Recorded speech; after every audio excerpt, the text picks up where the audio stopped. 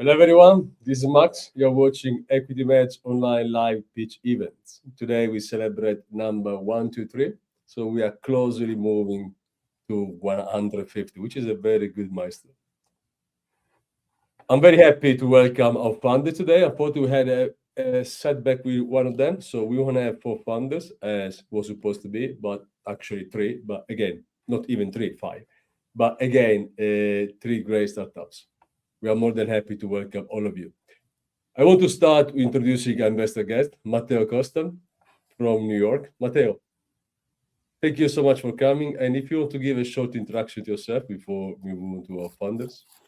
Yeah, absolutely. Hi, Max. Hi, everybody. It's good to be here again. My name is Matteo Costa. I'm based in New York. I am currently the vice president of marketing strategy and operations for a book publisher here in the US. I have been in the corporate media space for about 10 years. Before then, I was in consulting, but I've always kept my interest in the startup ecosystem. At some point in my life and my career, I was a co-founder of a startup. And then I kept close to this ecosystem through angel investing in the last few years. I'm also a Techstars mentor. I participate to pitch competitions. I'm a judge here and there. So I'm always interested in learning what the new companies and new technologies are bringing to this world. So I'm very happy to be back here again. Thank you so much, Matteo. We are very happy to have your contribution today with us. I'm moving to our first founder, actually 2 founders. Tural Ismail Zahed, founder and senior chairman, and Nurlan Ojov, chief growth officer, corporate and partnerships. I know the pronunciation won't be that perfect. It's not an easy way to go for Italia. Please bring back the deck, Calindo. Thank you. But I'm doing my best. Skybee Synergy Area Intelligence Corporation is the company. The headquarters is Dover, US. AI, agriculture, drones, and up is the sector. A pre-seed of 1,250,000 USD. Guys, thank you so much for coming. If you want to give an introduction to both of you, that's very nice. And after the one who is going to pitch, and Matteo will come later for the Q&A. Thank you. Hello everyone, my name is Nurlan Orjov. I am the Chief Growth Officer of Skybee Synergy Intelligence Company. We deliver AI-powered autonomous pollination drones as a service using precision drone technology. Today I will do a pitch deck for you. Thank you so much.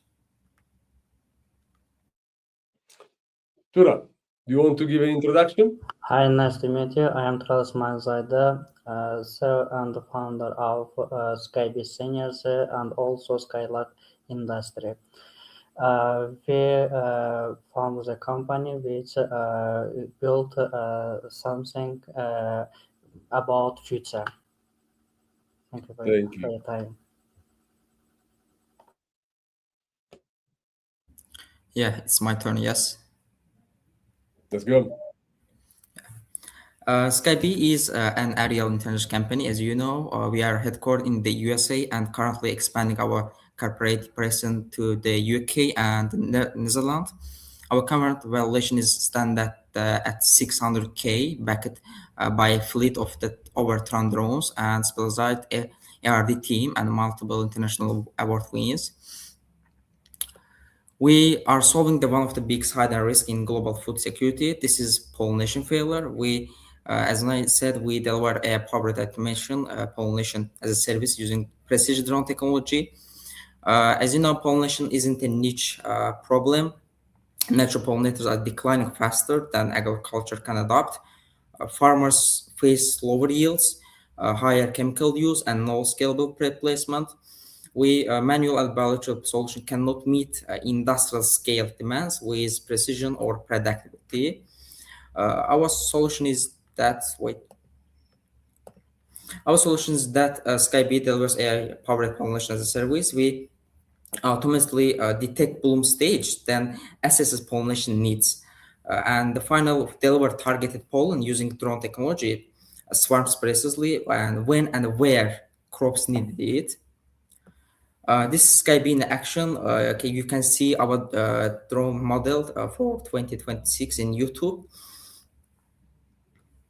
Then this is our business model. We operate on a per hectare pricing model, averaging over $800 per hectare with at least 70% gross margins. This creates predictability, recurring revenue without hardware or sales dependency. This is our market opportunity. The total agriculture market is $1.7 trillion. We only capturing that just 0.217% of TAM, and it equals 4.5 million hectares served it. And this is our traction part. Skype is a global startup champion. We have gained traction and recognition across the USA, Poland, Brazil, and this year, Japan, Finland, Hungary, and the last one, UK. We have raised over the $2,000 non-delegate funding and secured 15 paid pilot, and won International Green Tech Award in 2024. And actually, with strong engagement with returning users, this validates both demand and credibility. Why Skype? Because of the way, if you compare it to the competitors, Skype delivers highest yield upfield, best gross margin, and full PAS plus analytics, not just hardware or pollination. And we are 95% eco-friendly, which matters for regulation and SG capital. This is our team, as you know. Our leadership combines expertise in AI, aviation, agronomy, finance, and global growth. This is not a single discipline startup. We are built to execute an industrial scale. This is our roadmap. We are seeking $1.25 million investment to scale our operation. We also preparing for a Kickstarter launch soon. Also, which is projected to significantly increase our market validation. Wait, yes, the use of the fund. Capital is allocated clearly. We cut this percentage. The 40% is ARD and product optimization, 30% manufacturing and scaling, 20% marketing and partnerships, and the last 10% for our pilot operation. I think this gives us an 18 months runway with execution discipline. Growth strategy by 2035, Skype target is 15.7 billion in annual revenue. For the forecast part, as I said, at least 70% gross margin, a scalable station to drone ratio of 1 to 15. This is a path to a global and infrastructure level agritech platform. Also, we have sustainable part. We use patent pending biodegradable pollen capsules with zero in the residues. Until today, results show and this is that 15 to 25 yield increase, certain percentage reduction in pesticide usage, and a scalable eco-safe alternative to manual pollination. We aim to service. I speak about this. Yes, we aim to service over 1 million hectares for the next year. We protect biodiversity and stabilize crop yields around the worldwide. We are not just saving bees, and we are securing the future of the food. Thank you for your attention. If you have any additional question, you can ask from me about our startup. Thank you so much, Nurlan. Tural, Matteo, I leave everything to you. Thank you, Nurlan, for your presentation. Just as a reminder, how much time do I have for Q&A, Max? 5. Okay. So the first question that I have for you, you seem to have a very high gross margin of 70%. So I'd love to know a little bit more about what are the cost elements that go into that, because you're claiming that you're both hardware and software. So that gross margin feels very, very high, very optimistic. So I'm just curious about what are your cost items that get you to that margin percentage. Mr. Troll, can you explain this question? No, I can't hear you. Can you repeat?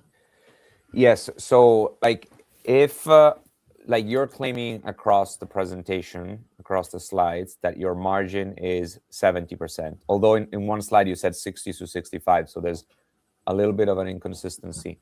I am curious how, being specifically you claim to be a hardware and software company, but especially on the hardware side, those gross margins seems to be very high. So I'm curious to know what are the cost elements. Like if you're selling at 100, what is the 30% cost? Like what are the cost factors that get you to 70% margin? Thank you for your question. We are now only in testing process, and we testing the market, testing our drones and others, and all results will improve during this summer. And we will improve our presentation during these testings. Okay, but your pitch to investors is that you have a 70% margin. So yes, like I want to know what goes into. If I'm an investor, I want to know what goes into that. Not that there's a promise of improving over the summer. You know what I mean? Like I need to have the specifics of what are the cost elements that goes into your product, into your offering. Okay, we will. We don't spend our drones. We only our clients only can buy our service by using mobile apps, and all technological elements we can't attract our process, and it will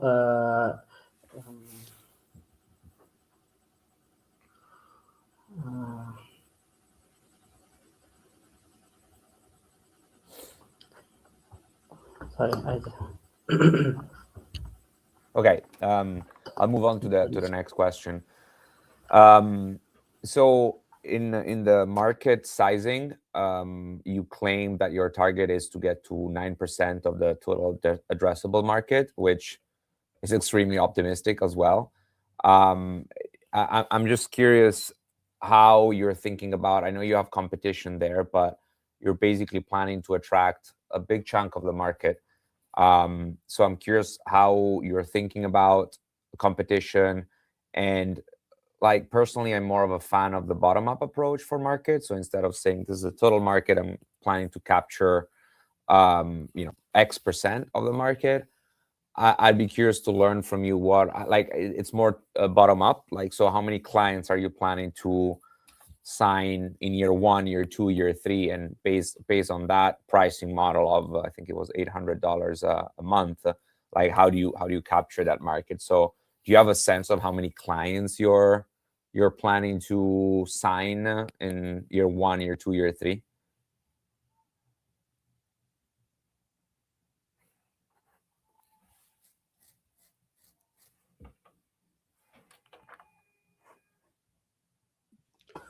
Guys, who is taking question?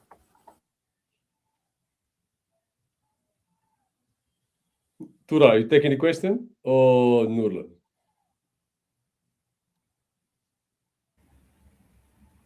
Yeah, this is the technical question. I can't explain why this.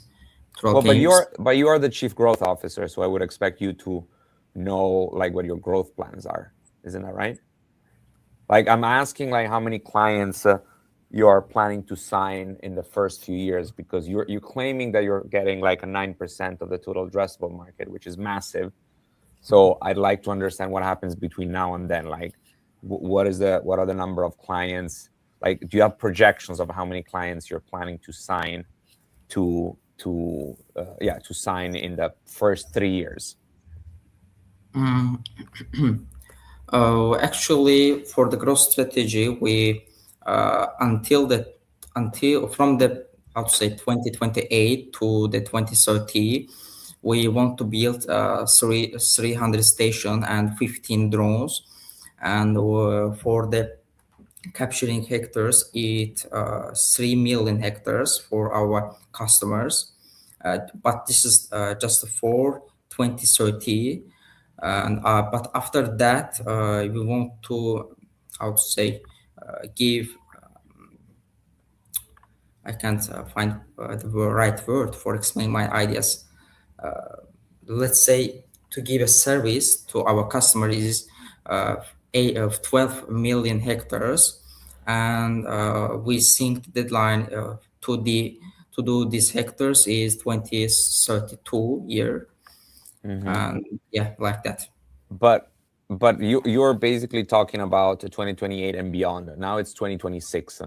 So Yeah. Me as an investor, I'm interested in what is going to happen in the next 2 years. I don't like, you can have the most optimistic projection in 2030, but this is like 4 years away. So I'm curious, and I guess this is like a connection to another question. Like, you explained the growth strategy, how many stations and how many hectares are you planning to get, but what is your go-to-market? Like, how are you planning to sign those clients? What is your strategy to find those clients? And like, what markets are you going through? Is it like through events? Is it through paid advertising? Is it through Salesforce? Yeah, like, how are you? I get it.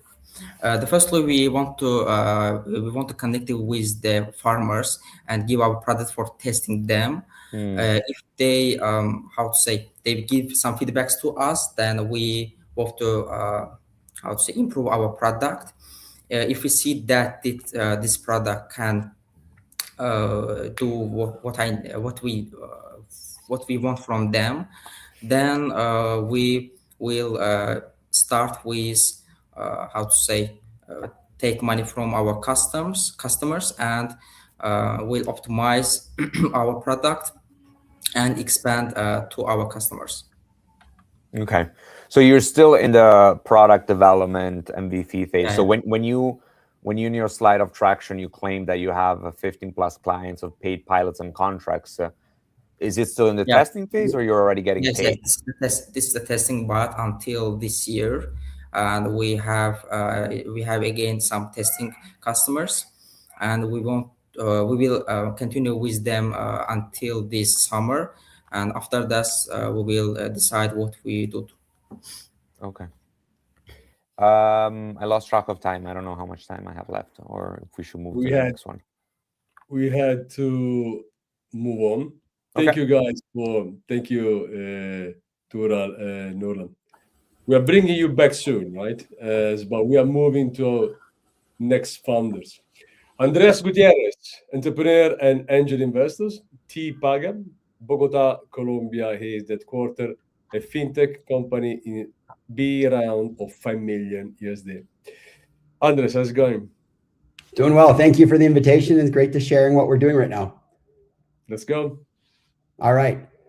Awesome. Well, thanks again for the invitation. I'm Andres, founder of Tepaga. Tepaga is one of the fastest growing fintechs in North Latin America. For the last 7 years, we've been silently building the technology to connect consumers with financial institutions throughout North Latin America. And now we're ready to disrupt the market with a product I think the world is just beginning to understand. I don't know if you agree with Mark Andreessen or Satya Nadella, but I think they're not that far off when they say that AI agents and AI in general will be the biggest technological shift of our lifetime, similar to the microprocessor, the electricity, and the printing press.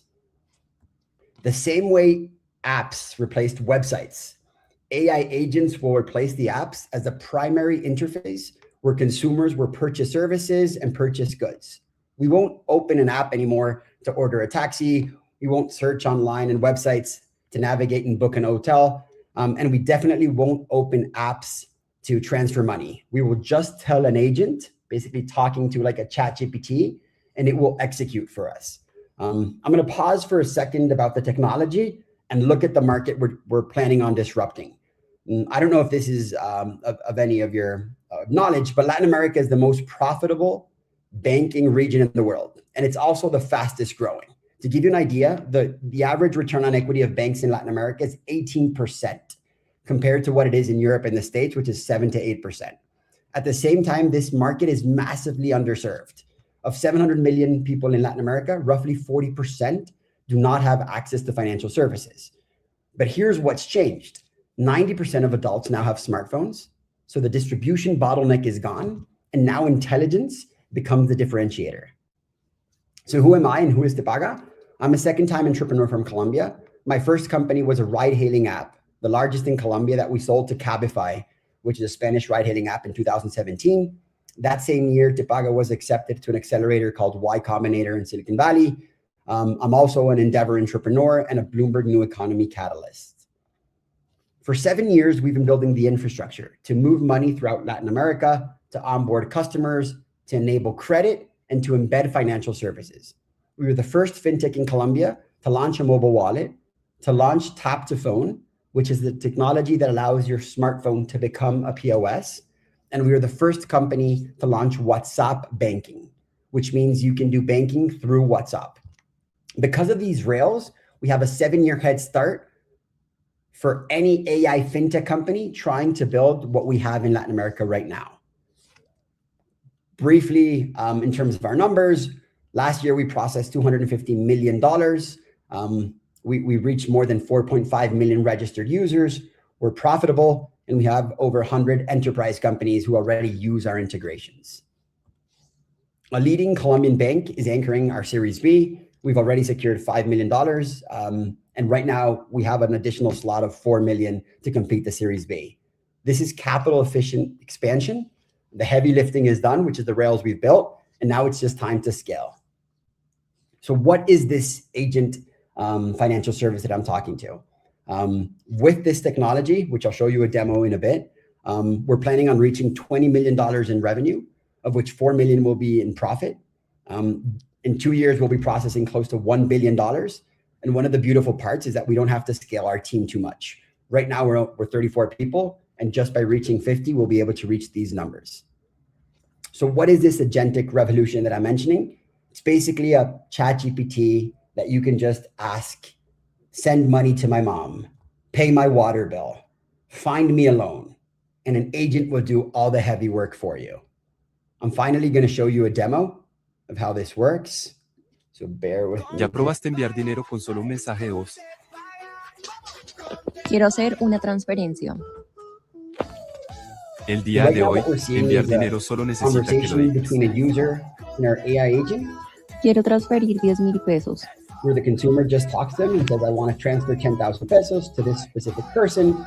The agent Con poca información y con un simple token de seguridad de Tepaga, ese comando de voz se vuelve una realidad. This is basically the way we think next generation banking is going to be done. Thanks so much for your time, and hopefully you can help us on building the future of banking in Latin America. Thank you, Andres. I leave Matteo to follow up. Well, yeah, thank you, Andres. This is very impressive to see the traction that you've been able to build over the past few years with your, I guess, fintech app across different offerings. I guess my first question is, I have a feeling that these days in the AI space, we are kind of like pushing for this technological revolution of like agents, for example. Before we even like prove there's a need, we're almost like shoving the AI down people's throat, and almost like proving the need later rather than before. So I'm curious to learn from you, what is the problem that you're trying to solve? Because if your app or if your product already allows for WhatsApp banking or transactions and POS through your phone, what is the need of agents? Like, is there a clear expectation from consumers to have these agents? I think you're absolutely right, Matteo. I think generally speaking, there aren't, I would say, a ton of use cases where you can really say we're solving a pain or a need. I think for financial services, it really comes down to those use cases. I think if you've ever been in a countryside in Latin America, you can see that rural farmers have difficulties using apps, despite apps having a great UX UI. If you're talking to a 70-year-old coffee farmer who has to send money to his daughter who lives in another city, I think we can all agree that the use case of just talking and sending an audio note is 10 times easier than this coffee farmer opening an app, start digiting numbers and sending money. I think the same use case we're seeing right now with real customers to top up your toll pass, like your car toll pass. If you're driving from, I don't know, from Milan to Roma and you're a truck driver, I think we can all agree that if you just press a button and send an audio note saying, please repay my toll pass with 20 euros, it's a lot easier than me driving and getting my cell phone and start typing it. So I think to respond to you concretely, I think we're just creating a better experience, solving certain pains, which will be determined based on the use cases of certain niches. But it's, I think you're right. I think we're too early to the party. But I do think this is the evolution. You're preparing for that future, basically. What are the risks in your mind? I mean, just recently, I'm sure that you've read the story here in the US where, was it an Anthropic or OpenAI employee used Moltbot to kind of like clean up their inbox, and then the AI just like started going rogue, canceling all the emails.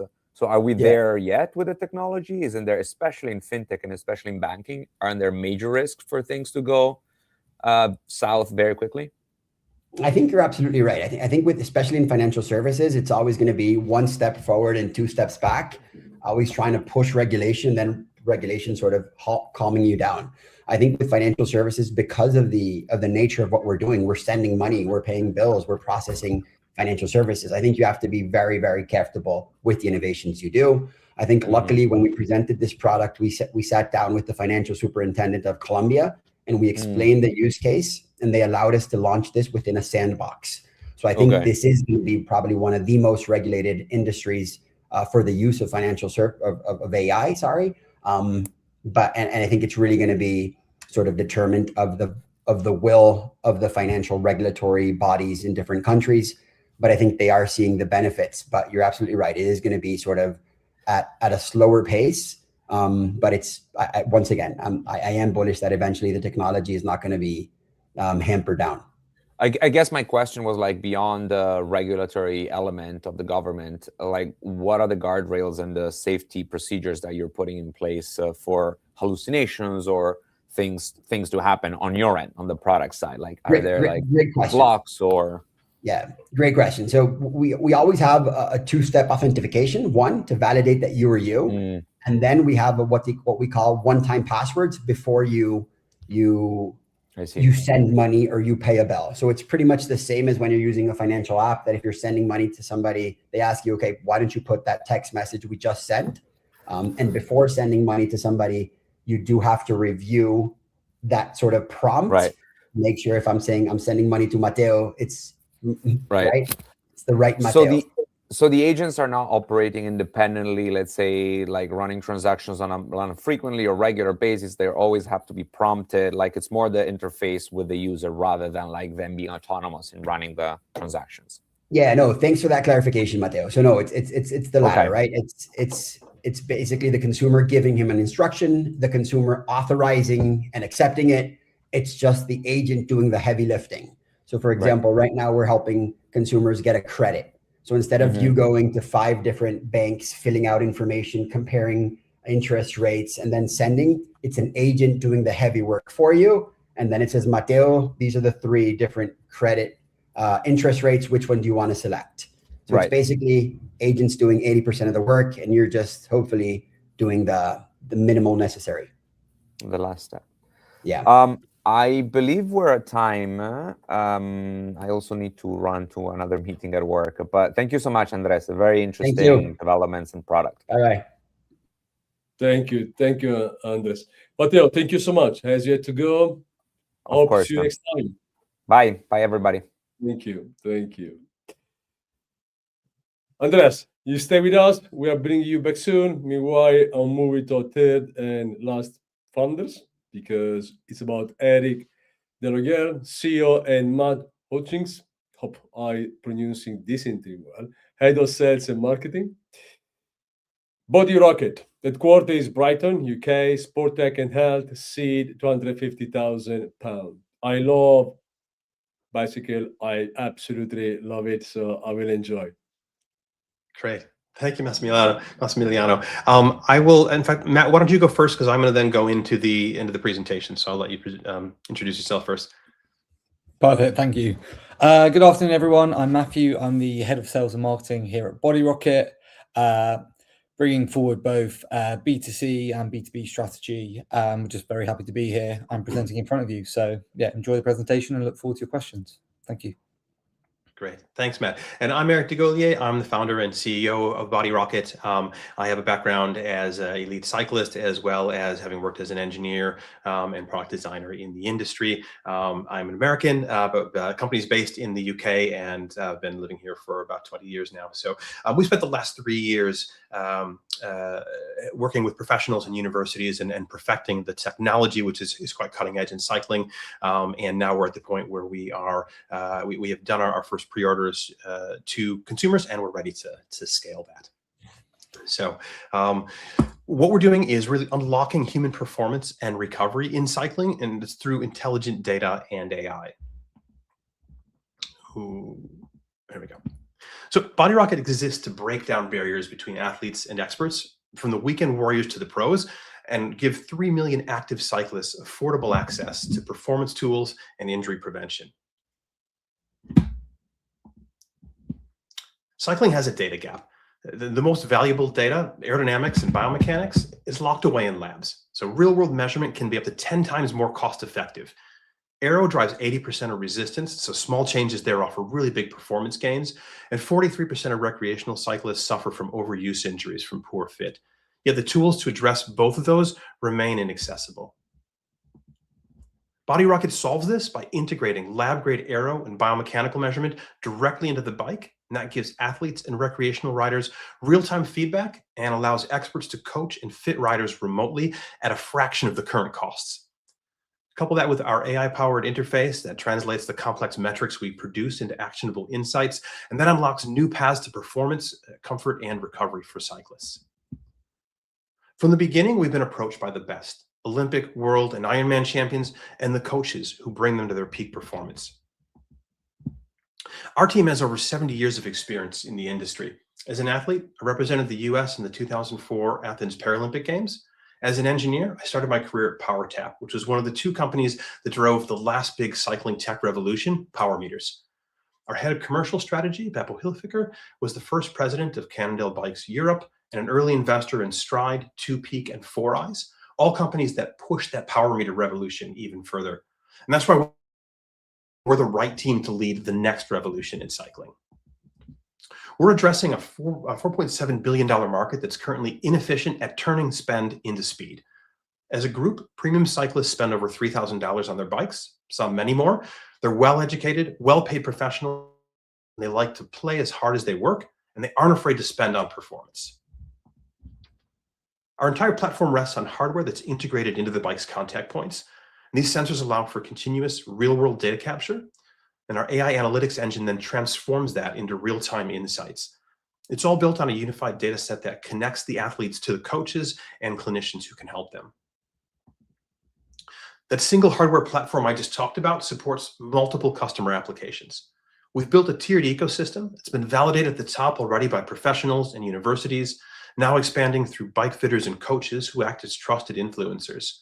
The Aero product at the base, that's powered by the data collected from the tiers above it, and that gives us a really strong data moat and a clear IP advantage.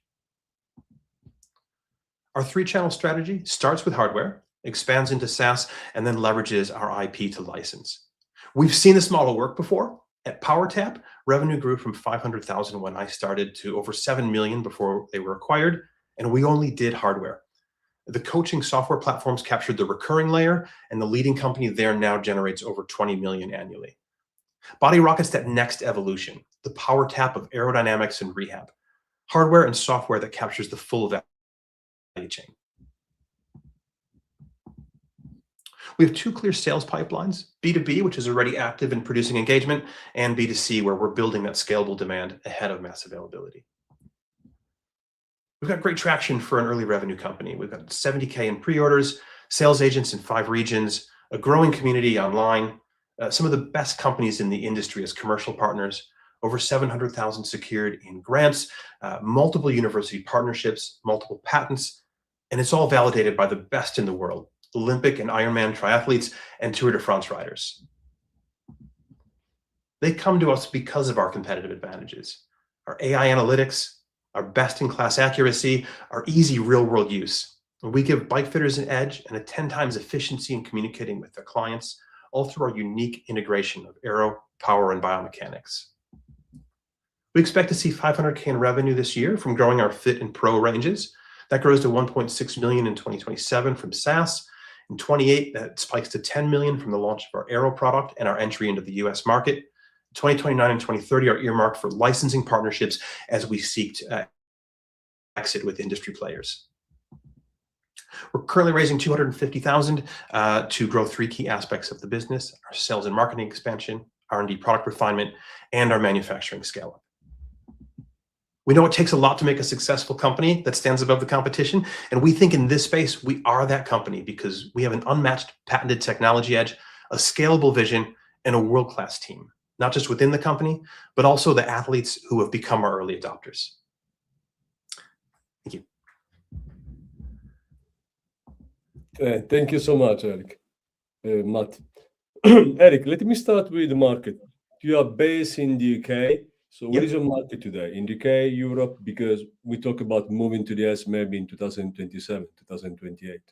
Yeah, so we are targeting the UK in 2026, but we are already getting strong demand from Europe without really focusing there. But that is the expectation. In 2027 is an expansion into Europe. 2028 then goes into the US. In terms of business model, you are two kinds of business model. You are B2C and you are B2B, and also you move professionals and also people just cycling for pleasure. Where do you see the big market coming from? Sorry, where is the big market coming from? Where is the most revenue coming from? From the B2C, moving to professionals or selling to more amateur cyclists, right? Yeah. Yes, the real opportunity, Massimiliano, is moving to the amateur cyclist. And so this is, we're beating the same path that I already did once with power meters, right? We saw that this thing that was originally perceived as being just for the elite is something that is of interest to anyone who's cycling for health and fitness. We all have someone to beat, whether it is to win the Tour de France or to beat your mate on a Saturday ride. And we want to use the same equipment. Cycling is very open that way. You can ride the same bike as a Tour de France rider. So we are starting at the top. The pyramid that I showed with our product category, product line, is intended to work our way out to those larger opportunities.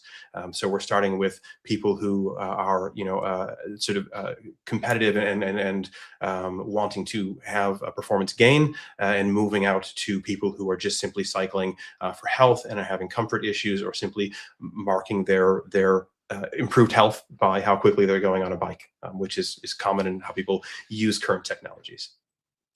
I used to cycle a lot, but for example, professionals have coaching, all these kind of people behind. People who like to go cycling during the weekend, for example, they get injured very much because they don't have enough strength. They are not trained at that point. So using your application, and after we talk about the hardware, is this for preventing injuries, for example, or for me also to improve my performance? Yeah, it is both. So we started out very much on the aerodynamic side and looking for performance. And it was actually our clients at the high end who started using it to monitor injured athletes and then look for things during bike fitting at the beginning of the season to prevent injuries as well. And so two aspects to the product. One is the performance side, where we can measure aerodynamics. The same hardware that does that is monitoring how you're sitting on the bike, and so it has become a very powerful tool for injury prevention as well as rehabilitation. We've actually had a university apply for some funding to look specifically at our use in rehabilitation from knee surgeries, knee injuries, because at that level, if you just trying to get back on the job, you are going to be with a physiotherapist who puts you on a stationary bicycle and has you cycle because it's low impact, it promotes blood flow, and improves flexibility. And so we found that what's working at the elite level has applications potentially all the way down to NHS and medical across the world. I mean, there are so many questions, but unfortunately, we don't have so much time. You have hardware and software. Is the hardware a selling point, or you are focused more on the AI software side? Yeah, so the hardware is an enabler. We have to do the hardware because what the hardware is enabling information, data that's not previously been capable. And so we had to build that. And this has been my lessons from working in the power meter industry is the real value as this industry matures and grows will continue to be on the software and AI side. And so that's why our model does allow for licensing as well. If there's an opportunity at some point for us to sell off the hardware side of the business and just carry on with the high value software and IP side of it, that is certainly something that we would pursue. Eric, thank you so much. Stay, because we are bringing all the other funders with us as we had to close. Yeah. So we close. Thank you so much. So let's bring back all the other funders, and we close with 20 seconds elevator pitch. So in 20 seconds, try to convince all the investors watching today why they should give you the money. Let's start with Nurlan and Turan. Nurlan, 10-20 seconds. Why investing in your company? We have a big company, and we now use our drones with AI technology, AI autonomous drone. As soon as possible, we want to join a Kickstarter in Diego for taking some investment. For example, let's say angel investors, and that's why we have a big plan. Yeah, I think the investor can invest to our product, and we will gain between. Thank you so much, Turan. Andres. Sorry, can I add something? Please, of course. We created some technology which can change our future, and I think our technology may be invested by many investors. Thank you so much, Turan.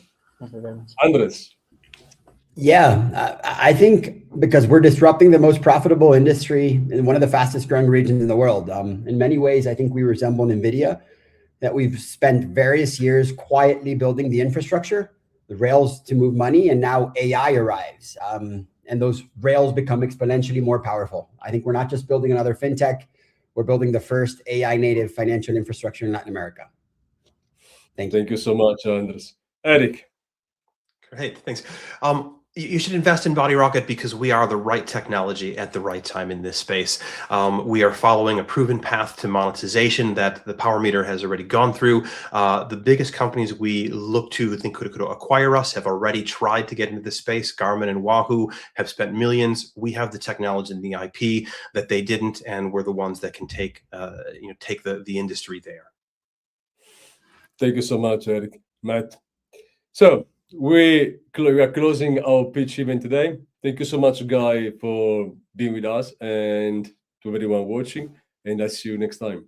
Thank you. Thank you. Thank you very much. Bye-bye. Thank you. Bye-bye.